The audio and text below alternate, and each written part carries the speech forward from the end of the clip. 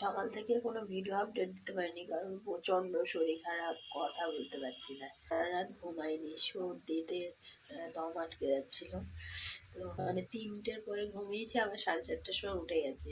আর কাজকর্ম মানে বাসি কাজকর্ম, উঠোন বাড়ি ঝাড় দেওয়া, মোছামুছি করে ঠাকুরের পুজো দিলাম, দিয়ে টিফিন করলাম, করে খেয়ে দিয়ে এখন রান্না করছি। 10:30টা বেজে গেছে, রান্না হয়ে গেছে। বেগুন আর আলু দিয়ে মাছ, কালো জিরে কাঁচা লঙ্কা দিয়ে একটু ঝোল করে, লাউ ডিম করে হয়ে গেছে, নামিয়ে দেবো লাউ ডিমটা। আর একটু না একটা আলু একটু কালো জিরে রসুন কাঁচা লঙ্কা দিয়ে ভেজেছি। এটা সর্দি জ্বর হলে এটা খেলে ভালো কারণ আছে। ধনে পাতা দিয়ে একটু নামিয়ে নিয়ে এবার সেন্টারে যাবো।